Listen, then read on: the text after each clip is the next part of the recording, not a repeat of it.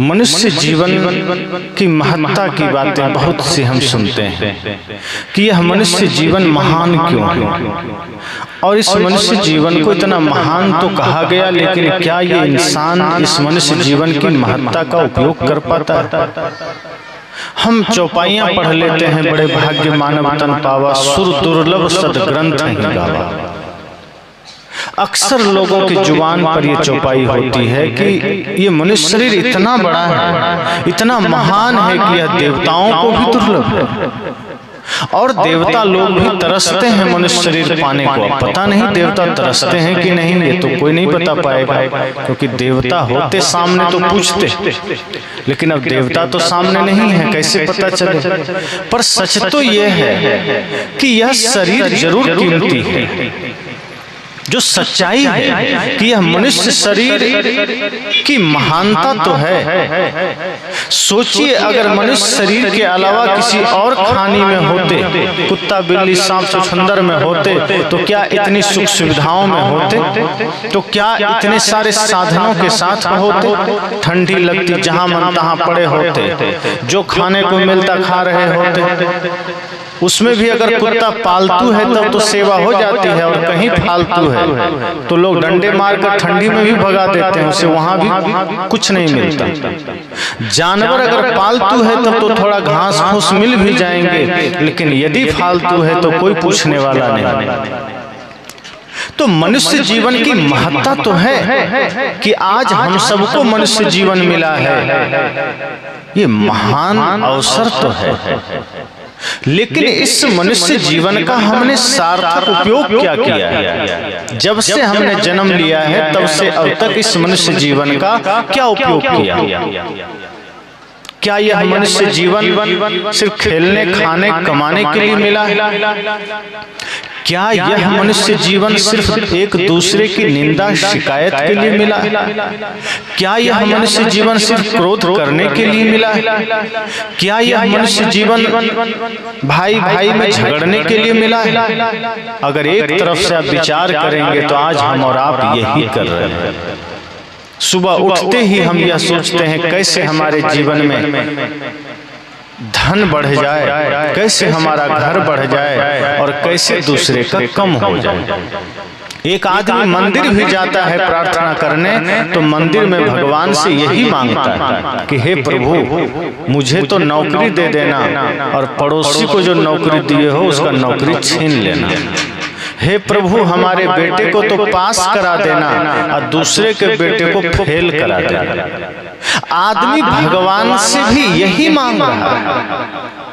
अपने लिए वो दुनिया का सारा खजाना मांगता है, दूसरे के लिए नरक मांग लेता है। अपने लिए वो 2-4 मंजिला मकान मांगता है, और पड़ोसी की झोपड़ी में भी आग लग जाए ऐसा मांगता है।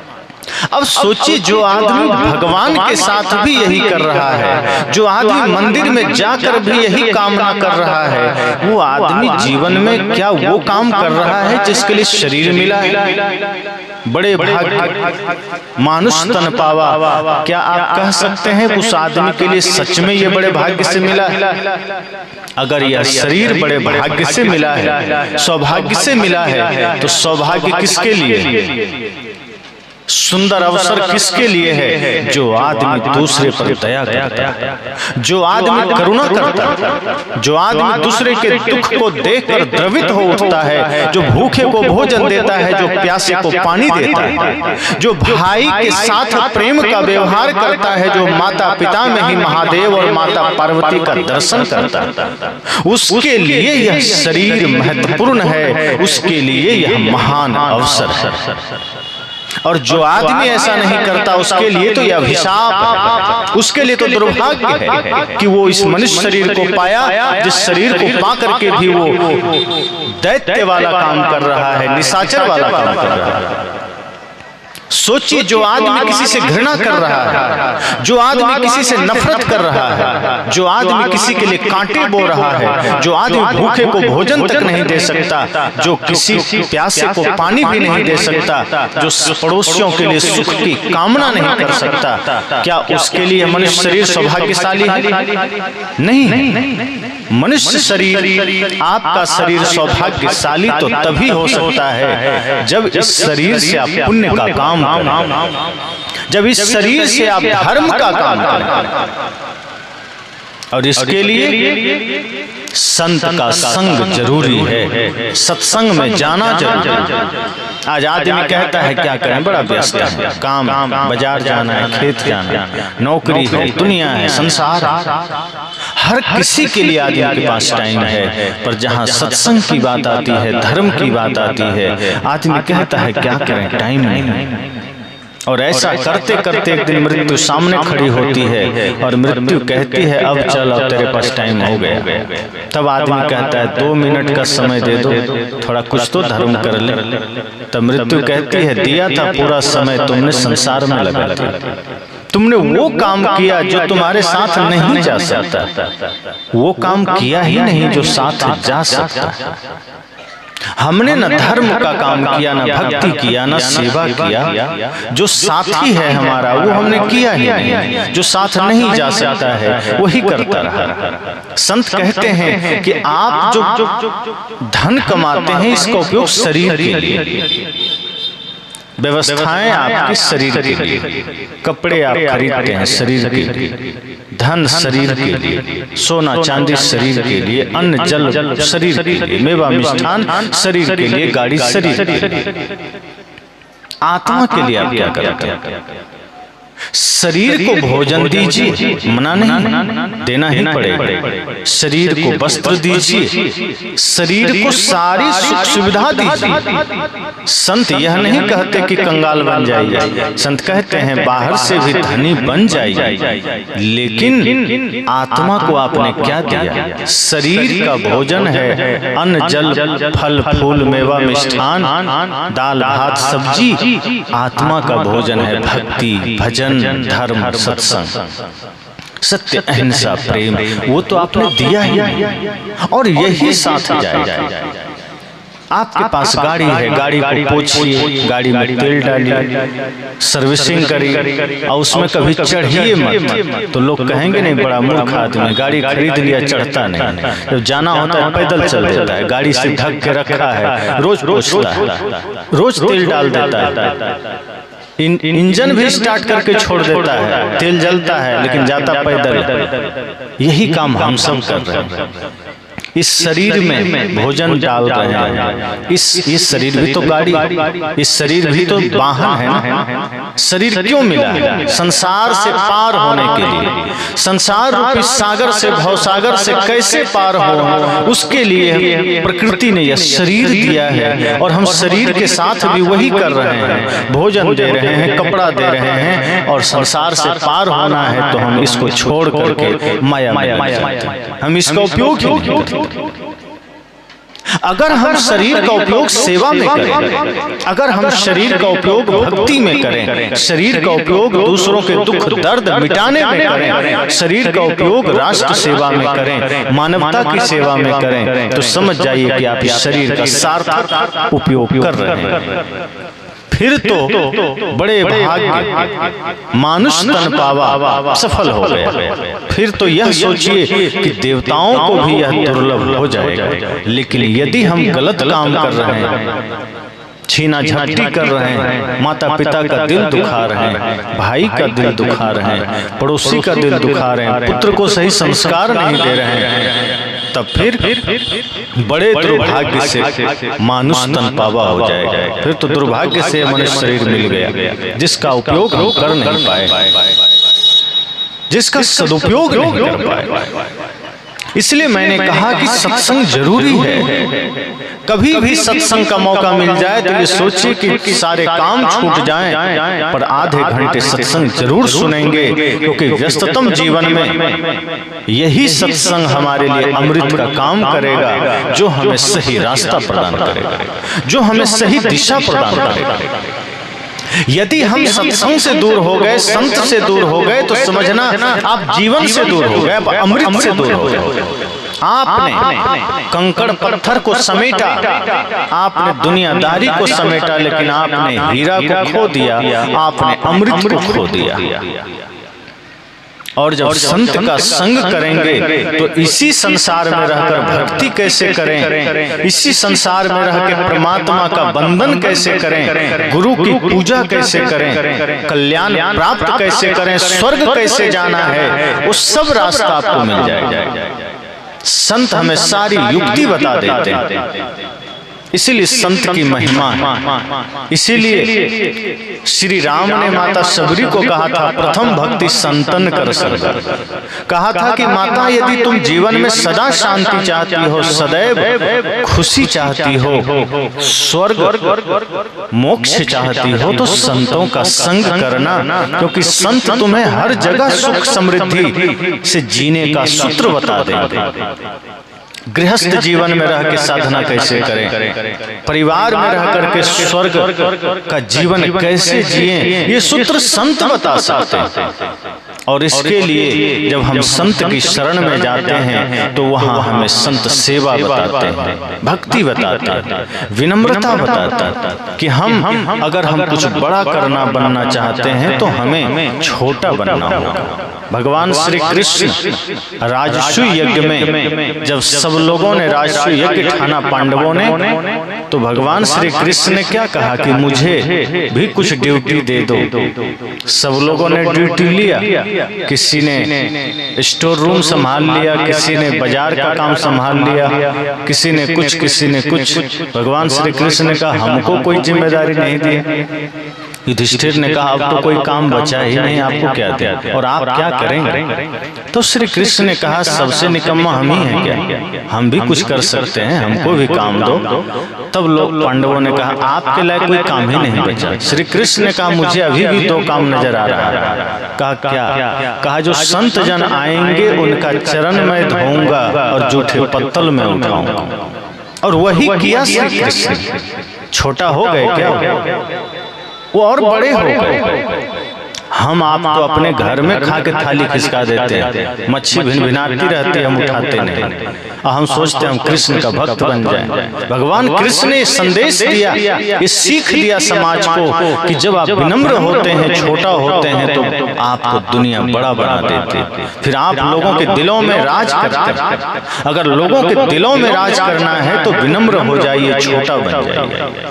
तो ये शिक्षा संतजन देते हैं कि आप अगर चाहते हैं इस संसार में सुख से रहना तो सबसे पहले छोटा बनिए। अपने अंदर ये भाव रखिए कि सब हमसे बड़ा है।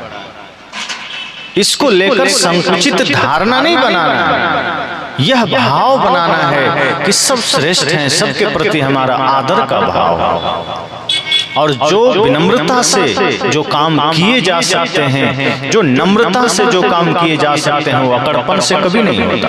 अब आप सोचिए कि जैसे 20-25 किलो बालू यहाँ रख दें और उसमें 5 किलो चीनी मिला दें और हम कहें कि कोई बहुत बड़ा पहलवान इस एरिया का बुलाइए वो अलग कर देगा। कोई पहलवान आ जाए कि चलो भाई बालू से चीनी अलग करो, तो भयंकर से भयंकर पहलवान भी हार मान लेगा, हमसे नहीं होगा। फिर हम कहें जो सबसे ज्यादा तेज विद्यार्थी है वो आ जाए, कहेगा हमसे भी नहीं होगा। हम कहें फिर हाथी बुलाइए, हाथी भी बहुत ताकतवर है, हाथी से भी नहीं होगा, IAS IPS से भी नहीं होगा, नेता अभिनेता से भी नहीं होगा। तब किससे होगा? तब कह दें कि एक थोड़ा चींटी को इधर बुला दीजिए। चींटी आ जाए, वो 5 किलो चीनी को बालू से अलग कर देगी और पता भी नहीं चलेगा, बालू ज्यों का त्यों रह जाएगा, चीनी एक एक करके वो चुन लेगी। जो काम हाथी ना कर सका, जो काम बड़े बड़े पहलवान ना कर सका, जो काम IAS IPS ना कर सका, वो एक चींटी ने कर दिया। इसका अर्थ क्या हुआ? अर्थ ये हुआ कि जो काम विनम्रता से किया जा सकता है, जो काम नम्रता से किया जा सकता है, वो अकड़पन से नहीं हो सकता। ऐसे ही संसार में गुरु की भक्ति, परमात्मा की भक्ति सब जगह मौजूद है, हमें सिर्फ करना है। लेकिन करने के लिए करना क्या होगा? तो इस माया रूपी बालू में भक्ति भी तो यही है, इसी शरीर में माया है, इसी शरीर में भक्ति भी, इसी संसार में गुरु का ज्ञान है तो इसी में अज्ञानता भी, तो सब मिला हुआ है। जब हम चींटी की तरह भाव करके विनम्र हो जाते हैं, छोटा हो जाते हैं, तो इस समस्त जगत के बालू से हम भक्ति निकाल लेते हैं, हम सेवा निकाल लेते हैं, हम शांति निकाल लेते हैं। लेकिन ये हमें करना पड़ेगा। अगर हम अपने जीवन का महत्व ही ना समझेंगे, अगर हम इसे माया में गंवाते चले जाएंगे, दुनियादारी में गंवाते चले जाएंगे, तब हम नहीं कर पाएंगे। इसके लिए हमें सजग होना होगा, जागरूक होना होगा कि ये जो जीवन हमें मिला है ये बड़ा कीमती है, बड़ा मूल्यवान है।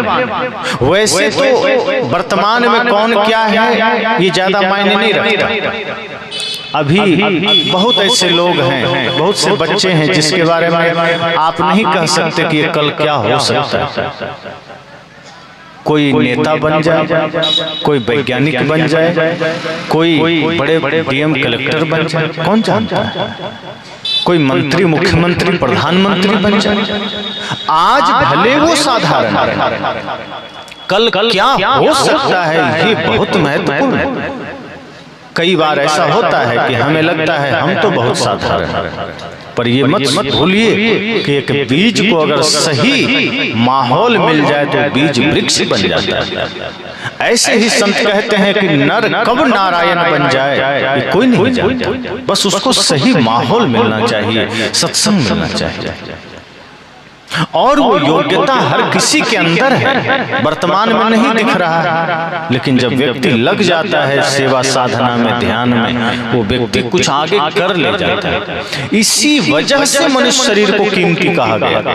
आज कोई आदमी साधारण है इस वजह से नहीं कहा गया, लेकिन कल वो हो सकता है असाधारण बन सकता है, बड़ा बन सकता है। एक गुरु थे, उन्होंने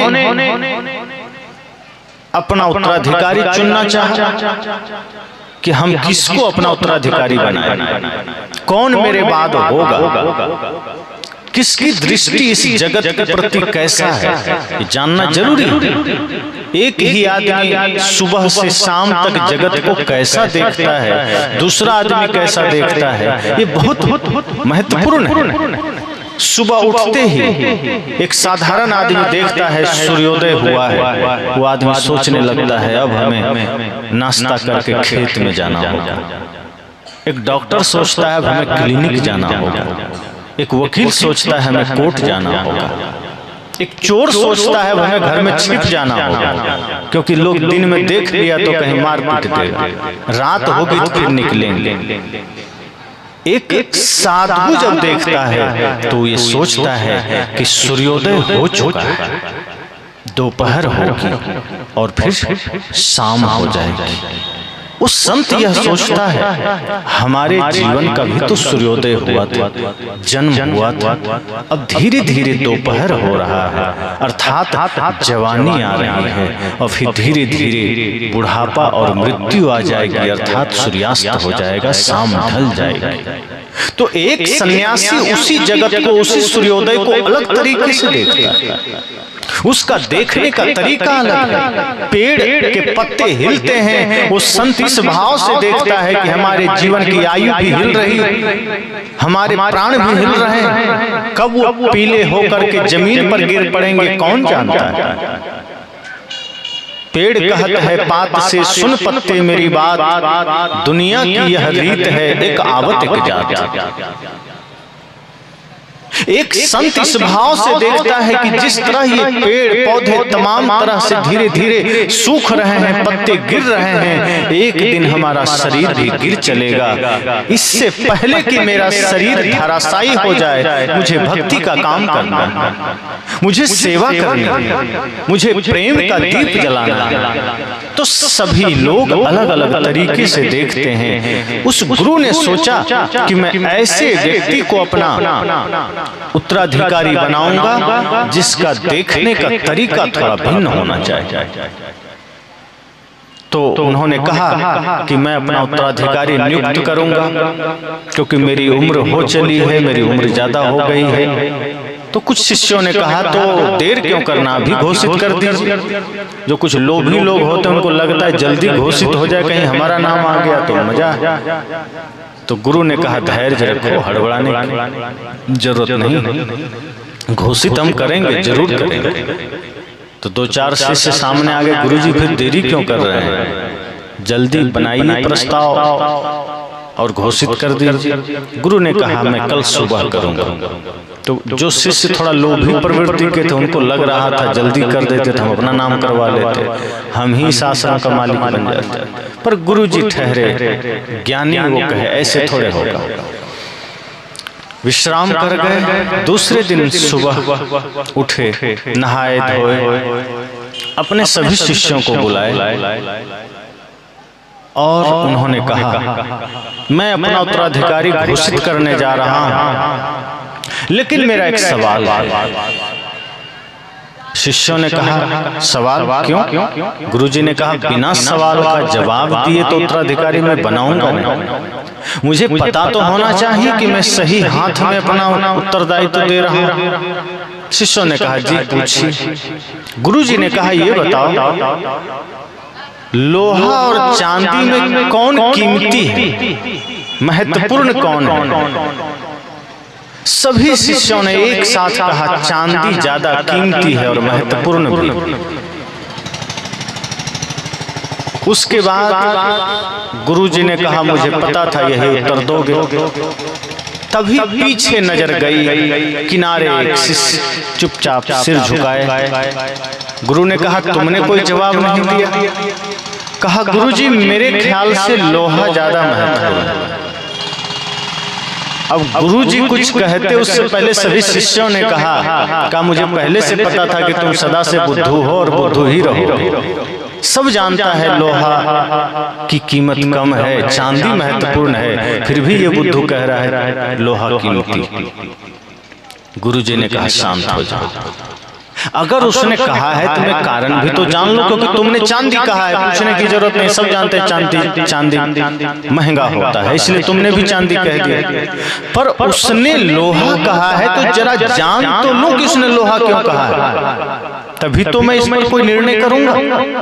क्योंकि जहां एक और सबने चांदी का नाम लिया और आप सब भी वही करते, एक शिष्य ने लोहा बोला है तो कोई तो कारण होगा। शिष्यों ने कहा कोई कारण नहीं, पागल है। गुरुजी ने कहा शांत रहो, मुझे बात करने दो।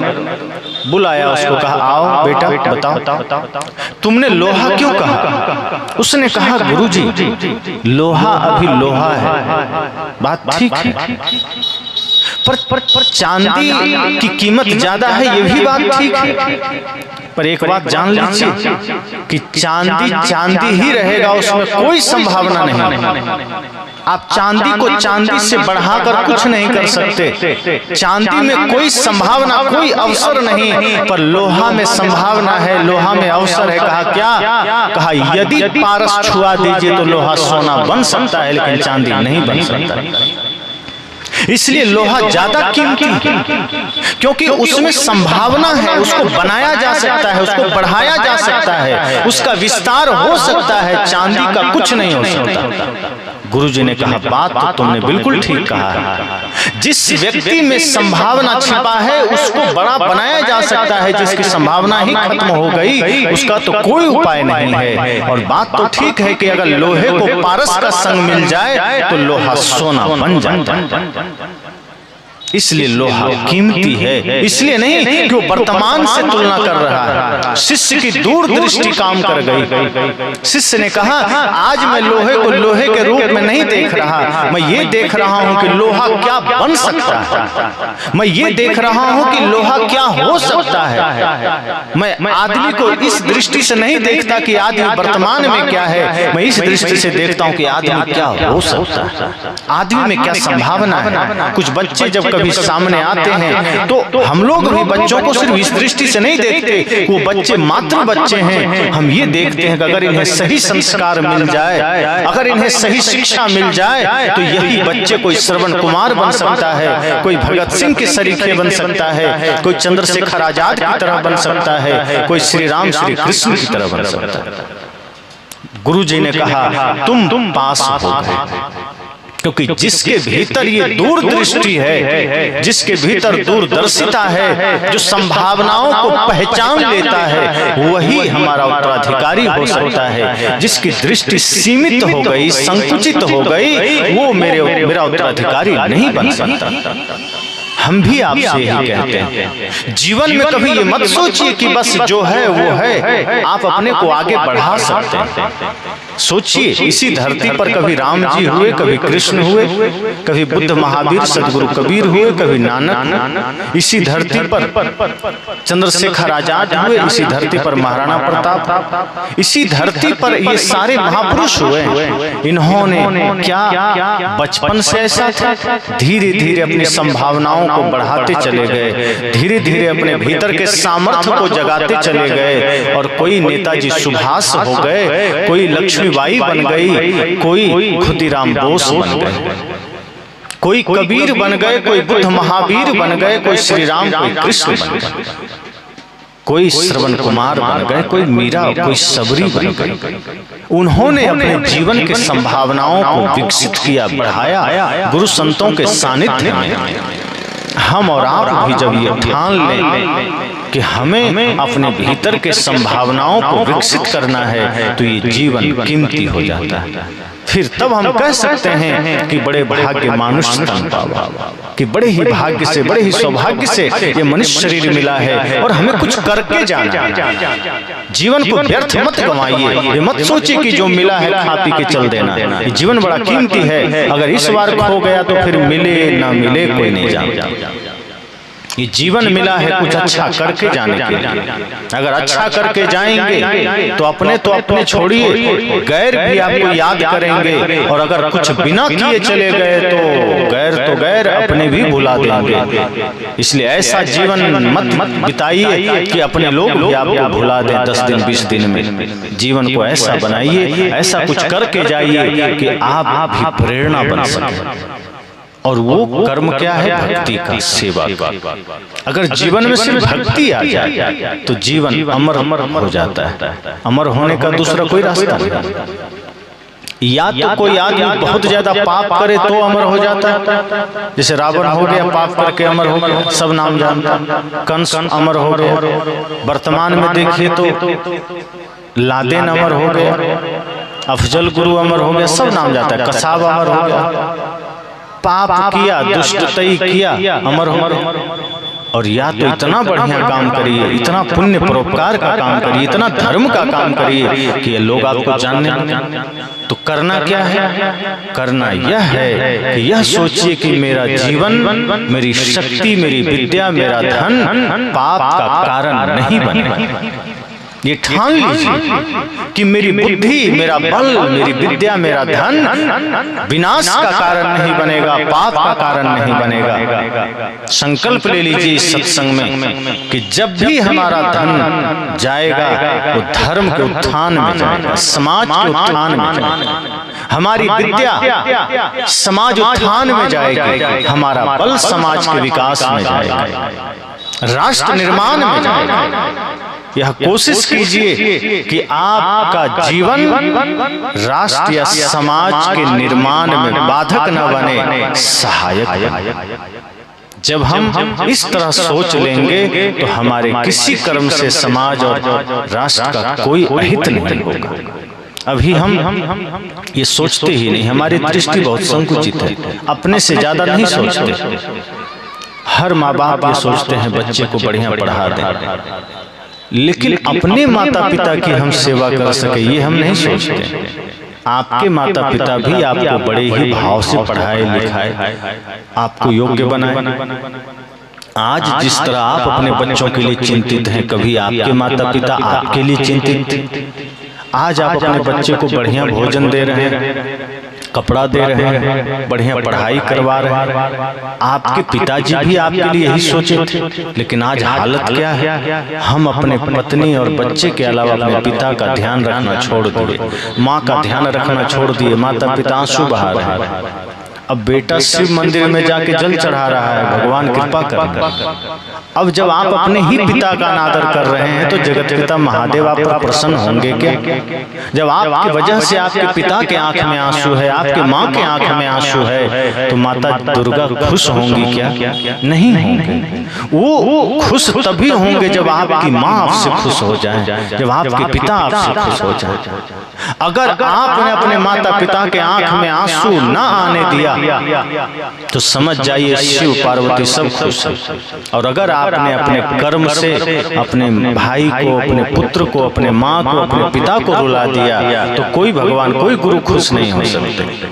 इसलिए मैंने कहा ये जीवन छोटा है, ऐसा काम करके जाइए जो आपको भी सुख शांति दे और आपके वजह से समाज में भी सुख शांति समृद्धि आए। अपने बच्चों को सही संस्कार दीजिए। आप पढ़ा देते लेकिन उसको संस्कार नहीं देते। आप सोचते हैं बेटा IAS बने, IPS बने,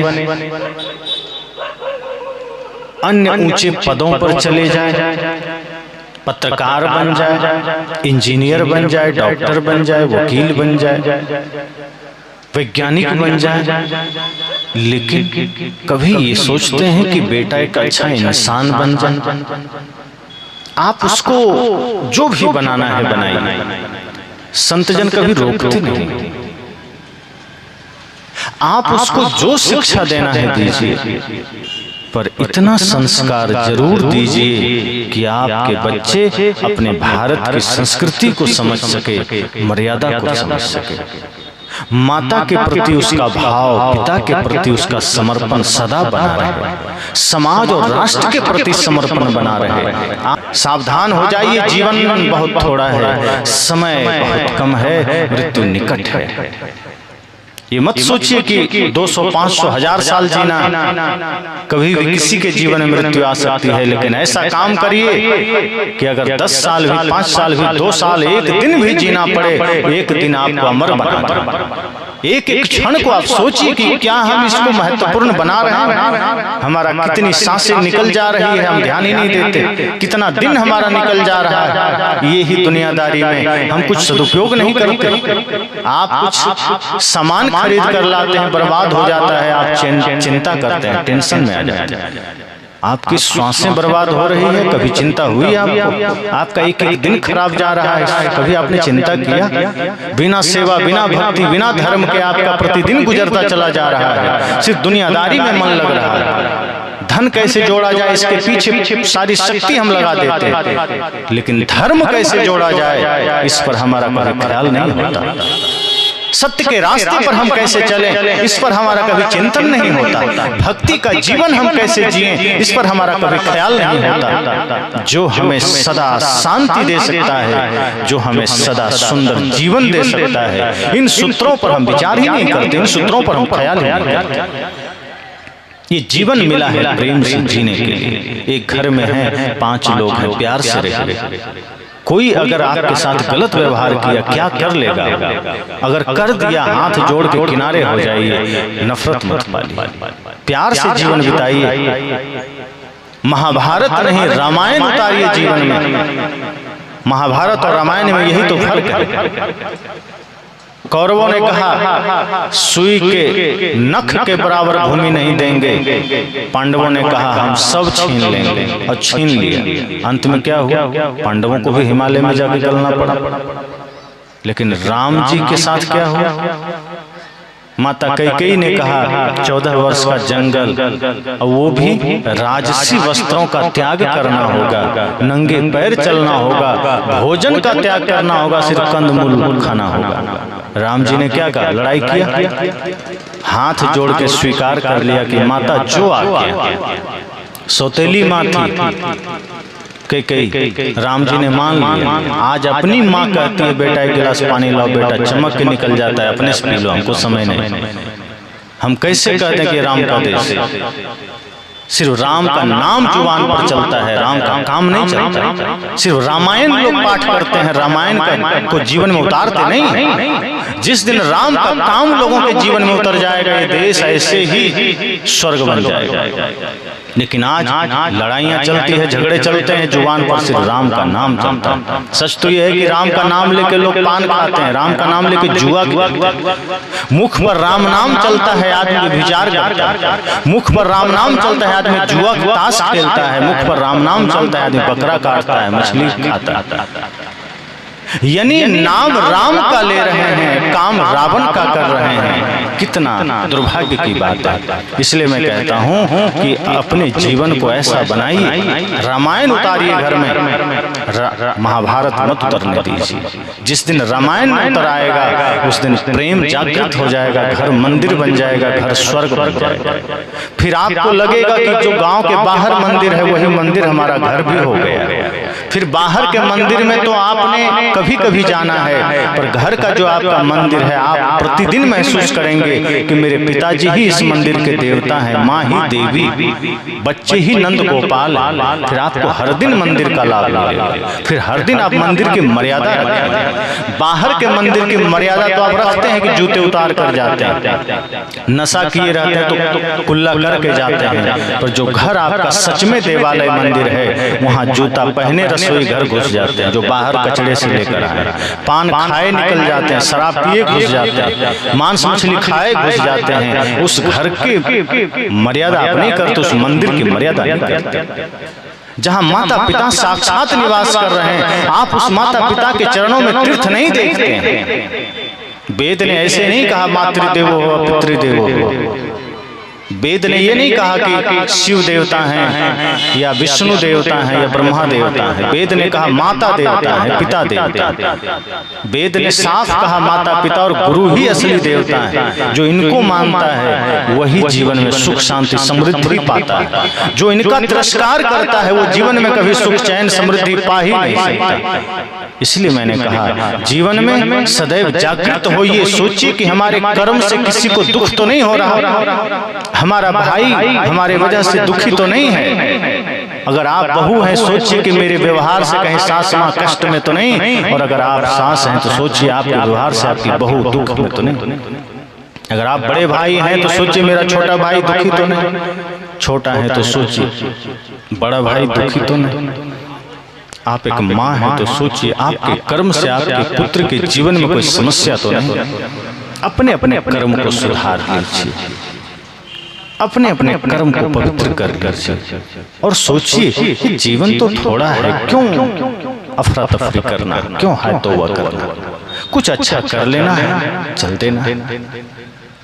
जीवन ऐसा बना लीजिए, ऐसा कर्म सुंदर बना लीजिए, पवित्र बना लीजिए कि आपको सदैव 24 घंटे सुख शांति समृद्धि महसूस होता रहे। और सच कहिए तो गुरु भगवान जो भी हैं, अगर आप उन्हें अपने जीवन में पाना चाहते हैं तो उसका रास्ता भी यही है। राम जी ने कहा निर्मल मन जन सो मोहि पावा, मोहि कपट छल छिद्र न भावा। अगर आप भगवान को भी पाना चाहते हैं तो उससे पहले आपको मन को निर्मल करना होगा। अगर मन में कपट है, मन में छल है, मन में ईर्ष्या है, मन में नफरत है, किसी के लिए घृणा है, हिंसा है, तो भगवान आपको कभी नहीं मिलेंगे। फिर आप जितना मंदिर जाइए, फिर आप चाहे जितना पूजा करिए, वो व्यर्थ हो जाएगा।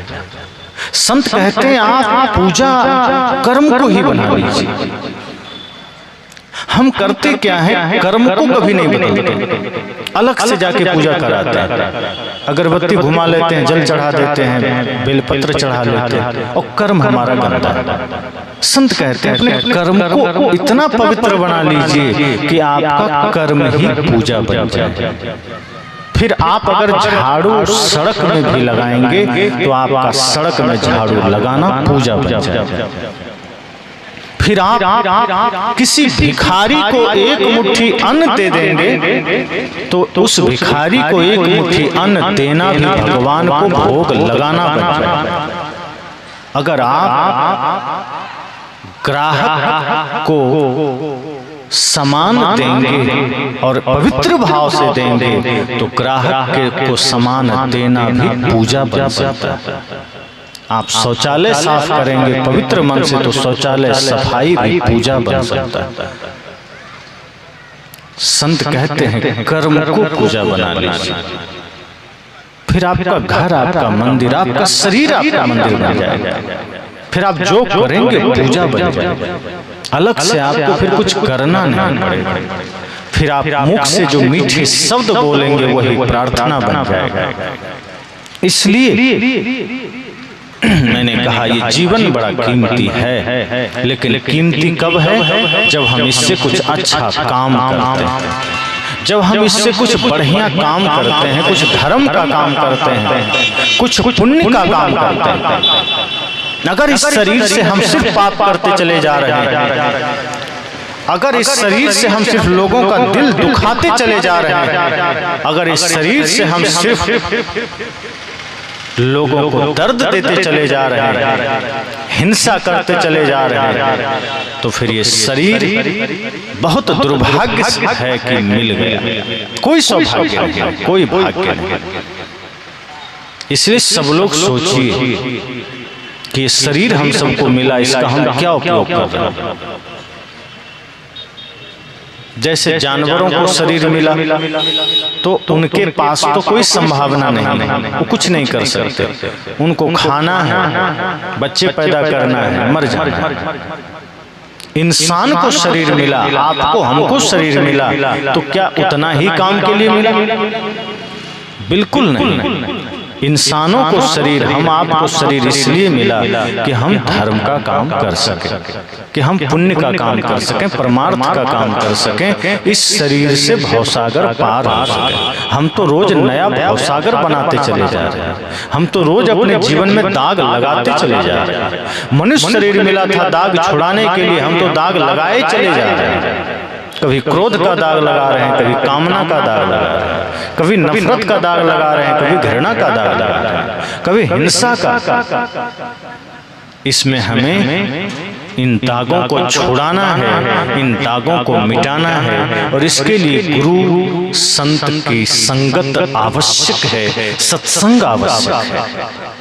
बहुत से लोग आपको बता देंगे, कई सत्संग ऐसे भी होते हैं जिसका नाम तो सत्संग है, लेकिन वास्तव में वो सत्संग होता नहीं। कई जगह मैंने सुना है, वहां आपको बताया जाएगा कि आपको कोई धर्म का काम करने की जरूरत नहीं। कई जगह मैंने सुना है, आपको बताया जाता है और आदमी कंफ्यूज हो जाता है, संदेह में आ जाता है क्या करें।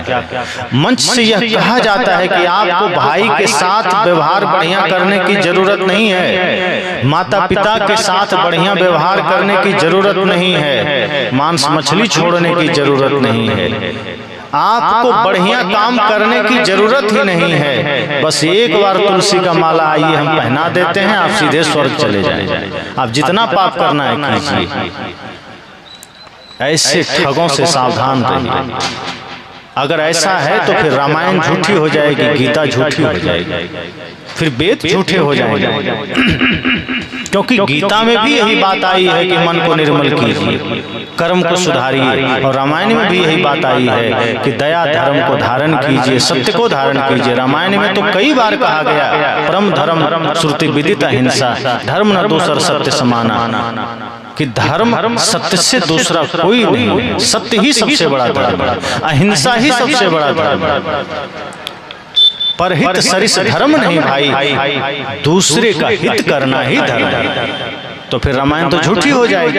अगर आप सब छल करिए, पाप करिए, जुआ खेलिए और सिर्फ तुलसी का माला पहन के ओम नमः शिवाय बोलिए तो स्वर्ग चले जाएंगे। फिर रामायण झूठी, वेद झूठा, गीता झूठी, फिर कृष्ण झूठे हो गए। फिर तो मानने की जरूरत नहीं, मंदिर बनाने की जरूरत नहीं, सत्संग करने की जरूरत नहीं। फिर जीवन भर पाप करिए, अंत में एक तो माला पहनिए, उतर जाइए गंगा। तो फिर कृष्ण कहते हैं नहीं, ये भक्ति नहीं। राम कहते हैं ये भक्ति नहीं। भक्ति ये है कि आपको धीरे धीरे अपने मन सा वाचा कर्मणा, अपने मन को, अपने वचन को, अपने कर्म को निर्मल करना होगा, पवित्र करना होगा।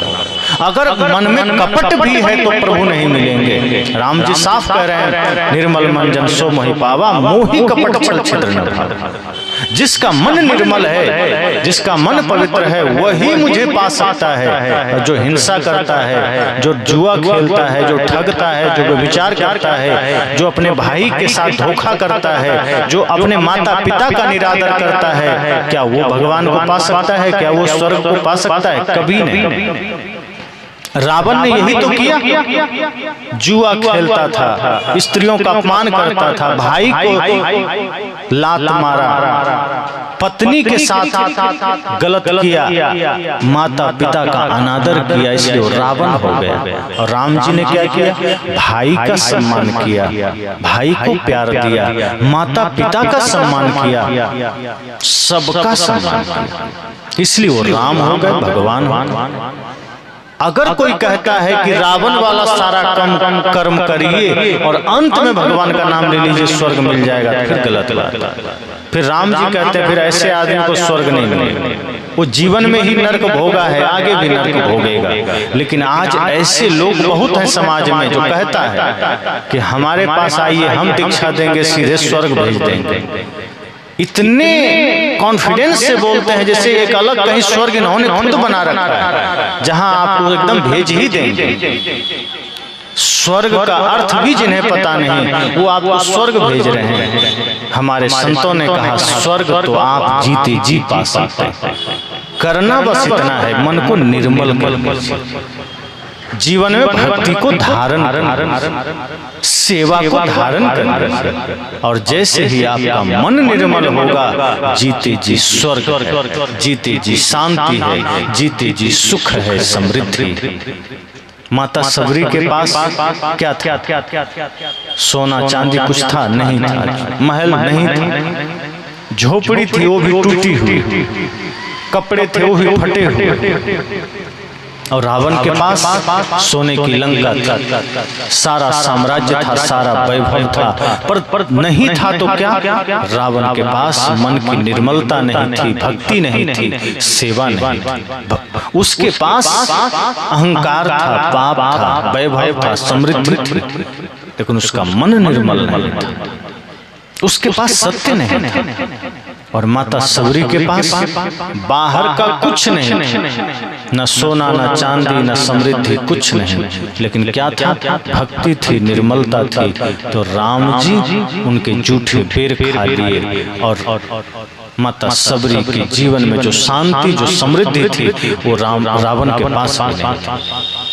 शांति का संबंध भक्ति से, अगर भक्ति है, मन की निर्मलता है, मन की पवित्रता है, तो राम भी चल के द्वार पर आ जाते हैं। और मन में गंदगी है तो राम द्वार पर तो आएंगे, लेकिन धनुष बाण लेकर रावण की तरह बद्ध करने, न कि आपको माता सबरी की तरह आशीर्वाद देने। अगर मन में विदुर जैसी निर्मलता है, मन में विदुर जैसी भक्ति है, तो कृष्ण का चरण आपके द्वार तक आ सकता है। आप चाहे साग रोटी ही क्यों न खिलाएं, कृष्ण स्वीकार कर लेंगे। लेकिन यदि दुर्योधन जैसी अकड़, दुर्योधन जैसा आतंक, दुर्योधन जैसा घमंड है, तो आप 56 प्रकार के व्यंजन भी बना के रखे हैं, तो कृष्ण अगर आ भी गए तो आपका भोजन, आपका आतिथ्य स्वीकार नहीं करेंगे। और आप चाहे जितनी कोशिश कर लें, कृष्ण ठुकरा देंगे और बोलेंगे कि तुम्हारे भोजन में अहंकार की गंध है, इसलिए मैं तुम्हारा भोजन स्वीकार नहीं किया, चाहे तुम मेवा मिष्ठान ही क्यों न बनाए। और तब कृष्ण का चरण कहाँ चला जाता है? विदुर के द्वार पर। और विदुर जी के यहाँ क्या है? साग और रोटी है। और कृष्ण वो साग रोटी खाकर क्या कहते हैं? अमृत का स्वाद भी फीका है इसके सामने। क्यों? क्योंकि उस साग रोटी में प्रेम है, उस साग रोटी में भक्ति है, उस साग रोटी में समर्पण। सदैव इस बात का ध्यान रखिए कि जीवन में अगर समर्पण है, भक्ति है, सत्य है, अहिंसा है, प्रेम है, करुणा है, तो किसी भी रूप में आपके द्वार पर भी भगवान आ सकते हैं। लेकिन यदि छल है, कपट है, हिंसा है, व्यभिचार है, तो अगर कभी भगवान आ भी गए तो बद्ध करने आएंगे, वरदान देने तो बिल्कुल नहीं आएंगे। इसीलिए मैं कहता हूँ कि सत्संग थोड़ा भी हो, हम सबको जाग कर बैठना है, हम सबको सजग होना है कि ये सत्संग हमारे जीवन के लिए, हमारे जीवन को जगाने के लिए, ना जाने कब हम थोड़ी सी बातों से जग जाएं। अंगुलीमाल कितना देर सुना, बुद्ध रास्ते में चले जा रहे हैं, थोड़ी देर की भेंट हुई और लोग गुजरते थे, डर से कांपने लगते थे। लेकिन बुद्ध जब अंगुलीमाल के सामने आए तो अंगुलीमाल भी हैरान हो गया कि ये कौन आदमी है जो इतना शांत खड़ा है। क्योंकि जो निर्भीक हो गया है, जो निडर हो गया है, जो करुणा के शिखर पर है, जो प्रेम की मूर्ति है, उसके अंदर इतनी करुणा समाहित हो जाती है कि संसार से वो डरता ही नहीं, बल्कि अपने प्रेम से संसार को वो शांत कर देता है। अंगुलीमाल भी हैरान है कि ये कौन है आखिर जो कांप नहीं रहा है मेरे सामने। और तब अंगुलीमाल ने क्या कहा, ठहर जाओ। बुद्ध ने कहा मैं तो ठहर गया, तुम कब ठहरोगे। अंगुलीमाल को ये भी बड़ा आश्चर्य हुआ कि आज तक कोई पलट के हमको जवाब देने का साहस न कर सका। मुझे देखते ही आदमी बेहोश हो जाता था, ये कौन है जो पलट के हमको कह रहा है। तब अंगुलीमाल ने कड़क शब्दों में कहा, लगता है तुम नए, तुम्हें पता नहीं मैं कौन हूं। मैं अंगुलीमाल हूं, मुझे देखकर लोग भयभीत हो जाते हैं। और तुम कह रहे हो तुम कब ठहरोगे, क्या मतलब है तुम्हारा। बुद्ध ने कहा मतलब साफ है, मैं ठहर चुका हूं। अंगुलीमाल ने कहा तुम चले जा रहे थे और तुम कह रहे हो मैं ठहर चुका हूं, और मैं ठहरा हुआ हूं, तुम कह रहे हो तुम कब ठहरोगे। बुद्ध ने कहा मैं कब का हिंसा का रास्ता छोड़ दिया, मैंने क्रोध का मार्ग छोड़ दिया, मैंने पाप का मार्ग छोड़ दिया, अब मैं प्रेम के रास्ते पर। लेकिन तुम आज भी हिंसा के मार्ग पर दौड़े चले जा रहे हो, तुम पाप के मार्ग पर दौड़े चले जा रहे हो, तुम कब ठहरोगे। यह सुनते ही पहली दफा अंगुलीमाल को आश्चर्य हुआ कि कौन है। और जब भगवान बुद्ध ने अपनी करुणा भरी दृष्टि से अंगुलीमाल को निहारा तो इतनी तेज थी बुद्ध के आंखों में, इतना प्रेम था बुद्ध के आंखों में, इतनी करुणा थी कि वो तेज अंगुलीमाल बर्दाश्त न कर सका। उसकी आंखें झुक गई, सिर झुक गया, हाथ जुड़ गए दोनों। और तब अंगुलीमाल ने कहा प्रभु क्षमा करिए, आज मुझे नया जीवन मिल गया। थोड़ी देर सत्संग हुआ, सत्संग ही तो सत्संग क्या है जहां जीवन बदल जाए। कोई जरूरी नहीं कि पंडाल लगे तो ही सत्संग हो, जहां से भी हमारा जीवन बदल जाता है वो सत्संग है। थोड़े देर के सत्संग में अंगुलीमाल बदल गया, थोड़े देर के सत्संग में रत्नाकर बदलकर वाल्मीकि हो गया। ऐसे कितने लोग जो 2 मिनट 5 मिनट में बदल जाते हैं। हमें भी सोचना है कि ये कुछ क्षण का सत्संग हमें मिला, हम क्या कर रहे हैं। इस सत्संग आपको एक ऐसा चिंतन प्रदान करेगा कि जब आप घर जाइएगा, नेत्र बंद करके जब अकेले होइएगा, विचारिएगा, इस सत्संग रूपी दर्पण में स्वयं को निहारिएगा कि मेरे अंदर क्या कमियां हैं और क्या मैं इन कमियों के साथ ही धरती से चला जाऊंगा। क्या मैं इसी के लिए इस धरती पर आया था। आंखें बंद करके विचारिए कि नहीं, मैंने ये मनुष्य शरीर इसलिए नहीं पाया है कि मैं ऐसे ही पाप को लेकर चला जाऊं, मैं ऐसे ही हिंसा के साथ चला जाऊं, मैं ऐसे ही नफरत के साथ चला जाऊं। मैंने इस शरीर को इसलिए पाया है कि मैं इस जीवन को पवित्र करके जा सकूं, सत्य के रंग में रंग के जा सकूं, प्रेम के रंग में रंग के जा सकूं। मुझे यहाँ से ऐसा करके नहीं जाना है कि मेरे जाने के बाद पीछे लोग गालियां दें। मुझे ऐसा बन के जाना है, ऐसा करके जाना है। सदगुरु कबीर ने कहा है, कबीर जब हम पैदा हुए जग हंसे हम रोए, ऐसी करनी कर चलो हम हंसे जग रोए। उन्होंने कहा कि जब हम इस धरती पर जन्म लेते हैं तो सभी बच्चे रोते हैं और माँ बाप हंसते हैं। साहब कहते हैं ये मजबूरी है। बच्चे जब जन्म लेते हैं तो रोना और परिवार के लोगों का हंसना ये आपकी मजबूरी है। आप उस समय हंस नहीं सकते। अगर बच्चे उस समय ना रोएं तो परिवार के लोग रोने लगते हैं कि क्या हो गया, बच्चा रो क्यों नहीं रहा। इसलिए जब बच्चे रोते हैं तो लोग खुश होते हैं कि चलो बच्चा ठीक है, स्वस्थ है। साहब कहते हैं वो आपकी मजबूरी थी, पर अब जीवन में ऐसा काम मत कर लेना कि फिर भी आप रोते हुए जाइए और लोग हंसें। नहीं, जब जन्म लिए थे तो मजबूरी थी कि आप रोते हुए जन्म लिए, अब कोई मजबूरी नहीं। अब जीवन में ऐसा कर्म करके जाना, भक्ति सेवा धर्म धारण करके जाना कि आप हंसते हुए जाइए और जो लोग आपके जन्म पर हंसे थे या जो समाज हंसा था, आपके हंसते हुए जाने पर वो रोए कि कितना अच्छा आदमी था, अभी इसको नहीं जाना।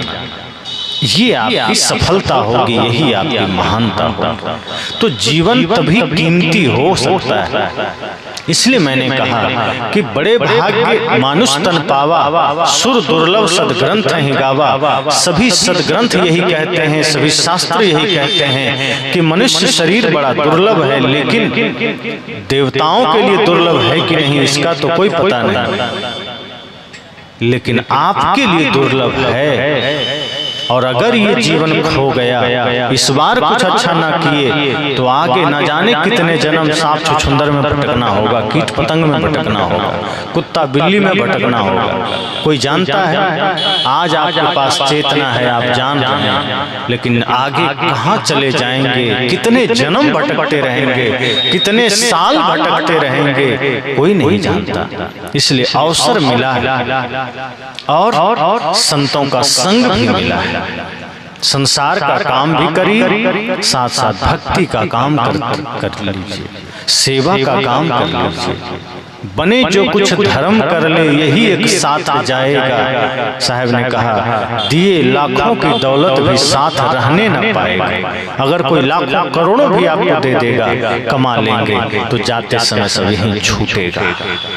लेकिन ये जो भक्ति का धन है, सत्य का धन है, प्रेम का धन है, ये आपसे कोई बांट नहीं सकता, ये आपसे कोई लूट नहीं सकता, ये आपका अपना धन है। इसलिए कोशिश करिए कि भक्ति कभी खोए नहीं, हमारे जीवन से प्रेम कभी ना खो जाए, हमारे जीवन से सत्य कभी ना खो जाए। इसलिए कहा ना, पायो जी मैंने राम रतन धन पायो, वस्तु अमोलक दी मेरे सतगुरु कृपा करिए अपना। उसमें और भी कहा खर्चे नहीं कोई चोर न लूटे, दिन दिन बढ़त सवाई, पायो जी मैंने राम रतन धन पायो। ये भक्ति का धन कभी घटता नहीं, इसको कोई बांट नहीं सकता, ये बढ़ता जाता है। इसलिए मनुष्य शरीर बड़ा महत्वपूर्ण है और आज जो है इसको आप बड़ा बना सकते हैं, इसको विशाल बना सकते हैं, इसको विस्तृत कर सकते हैं। अगर आप नहीं कर पाए तो कोशिश कीजिए अपने बच्चों में ऐसा संस्कार दीजिए कि आपके बच्चे कुछ अच्छा कर ले जाएं। क्योंकि जब बच्चे कुछ बढ़िया कर लेते हैं तो अपने माता पिता को भी तार देते हैं, अपने समाज को भी तार देते हैं। अगर आप चूक गए तो ऐसा मत करिए कि आपके बच्चे भी चूक जाएं। उन्हें भी शिक्षा के साथ साथ शुभ संस्कार दीजिए, दिव्य संस्कार दीजिए, संतों के सानिध्य में ले जाइए। आज हम बहुत कुछ छोड़ते चले जा रहे हैं। आज हमारा पूरा जीवन इतनी भौतिकता से भर चुका है और उसमें भी हमने पश्चिम देशों का अनुकरण करना शुरू कर दिया है, पाश्चात्य देशों का, जहां संस्कार के नाम पर कुछ भी नहीं। हम अपने संस्कारों को छोड़ते चले जा रहे हैं, हम अपनी मर्यादाओं को छोड़ते चले जा रहे हैं। हमें पुनः जागृत होना है, हमें पुनः सजग होना है, हमें पुनः होश में आना है और अपने भीतर वही संस्कार जागृत करना है, समाज में भी वही जागृति लाना है और धर्म के पथ पर चलना है। तो हमारा आह्वान है, निवेदन है कि आप सब भी अपने अपने जीवन को पहचानिए और जब कभी मौका मिले सुबह सोकर उठिए तो 5 मिनट आंखें बंद करिए और विचार करिए कि हमें क्या करना है, हमने क्या किया आज तक। सोने जाइए तब भी 5 मिनट बैठिए और सोचिए कि हमने दिन भर क्या किया, ऐसा क्या किया जो हमारे लिए हितकारी है, ऐसा क्या किया जो हमारे लिए सही है। क्या हमने जीवन को गंवा दिया? अगर कुछ पाप किया है, भूल की है, तो संकल्प लीजिए कि कल का सूर्योदय अगर हमने देखा तो हम अच्छा काम करेंगे। और सोचिए, ये सत्संग आपको एक सोचने का अवसर देता है। आपको जैसे आप आईने के सामने जाते हैं, दर्पण के सामने, तो चेहरे का दाग नजर आ जाता है, कपड़े का दाग नजर आ जाता है। इस सत्संग में जब आप निश्चल मन से खड़े होते हैं तो सत्संग में आपको अपने मन के दाग नजर आ जाता है, क्योंकि बाहर के दर्पण में मन का दाग नहीं दिखेगा, आपके विचारों का दाग नहीं दिखेगा, पर सत्संग में संतों के सामने आपको अपने मन के दाग दिखेंगे। और एक बार तन पर दाग रह जाए तो कोई चिंता नहीं, चेहरे पर दाग रह जाए तो कोई चिंता नहीं, पर मन में कोई दाग रह गया तो जीवन को बर्बाद कर देता है। इसलिए कोशिश कीजिए, संतों का संग, भक्ति, सेवा, सत्संग ये हमारे जीवन में हो, ताकि मन में कोई दाग न रह सके, मन में कोई कचरा न रह सके, हमारा मन निर्मल हो और हम अपने जीवन की कीमत को समझ सकें, हम अपने जीवन को महत्वपूर्ण बना सकें और साथ साथ अपने बच्चों में सही संस्कार दे सकें, ताकि हमारी आने वाली पीढ़ियां भी भक्ति से रंगा हो, हमारे युवाओं में राष्ट्र भक्ति हो, माता पिता गुरु के प्रति भक्ति हो, ताकि एक सुंदर सभ्य समाज का निर्माण हो सके।